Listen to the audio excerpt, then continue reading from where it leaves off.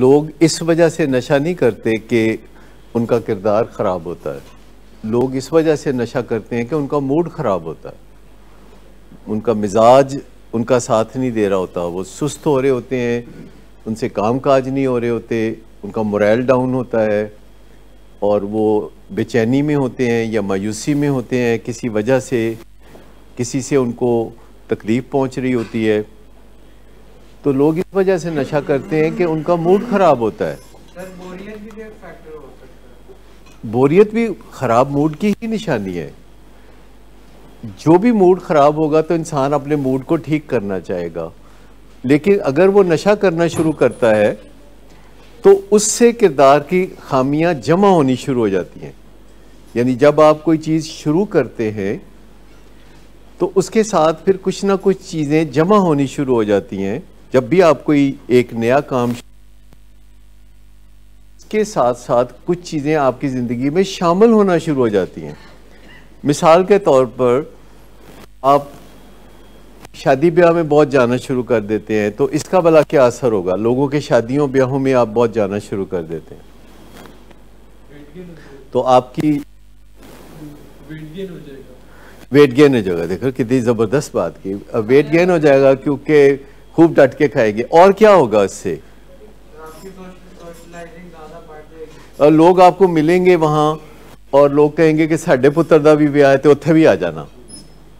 और अगर मेहंदी में आप जाते हैं और आप डांस वांस अच्छा कर लेते हैं और आप किसी दोस्त की शादी में जाते हैं या रिश्तेदार की शादी में जाते हैं और कोई वहाँ आपका डांस देखता है तो वो कहता है कि हमारे यहाँ भी शादी है तो आप वहाँ भी डांस कीजिएगा आके, और वो डांस के माहिर मशहूर हो जाते हैं और उनको डांस की दावत मिलना शुरू हो जाती है और वो वीआईपी से बन जाते हैं। वो जहाँ भी कोई ऐसा आपको पता है ऐसा होता है कि जो लोग शादियों ब्याहों पे डांस वगैरह करते हैं तो पहले तो वो अपने रिश्तेदारों की शादियों में डांस करते हैं या दोस्तों की शादियों में डांस करते हैं, तो फिर उनकी बड़ी डिमांड हो जाती है, फिर फरमाइश होती है कि वो फ़लान लड़का या फ़लान लड़की जो उस शादी में डांस कर रही थी तो किसी तरह पता करो तो उन्हें बुलाओ ताकि ज़रा रौनक अच्छी लगेगी। तो अब ये चीज़ जमा हो रही है, उनकी ज़िंदगी में जमा हो रही है ये चीज़।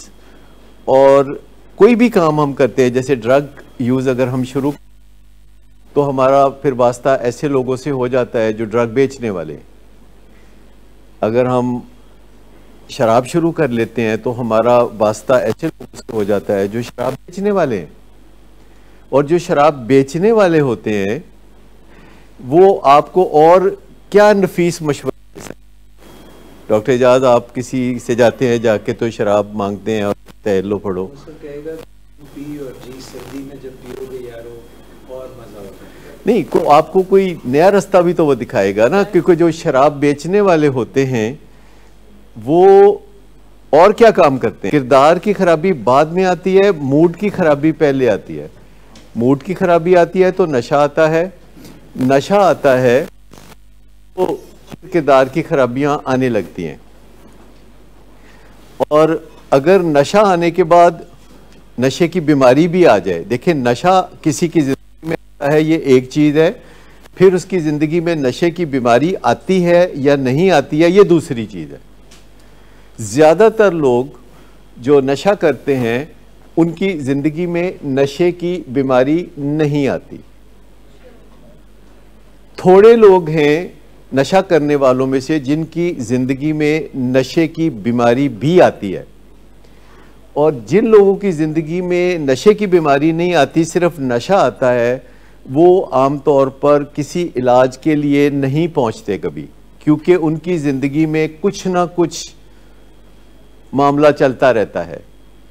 उनकी ज़िंदगी में फसाद ज़रा लिमिटेड होता है, उनकी ज़िंदगी बड़ी पसमानदा होती है, किरदार की खराबियाँ उनमें भी आती हैं, पर उनकी किरदार की खराबियों को लोग बर्दाश्त कर लेते हैं।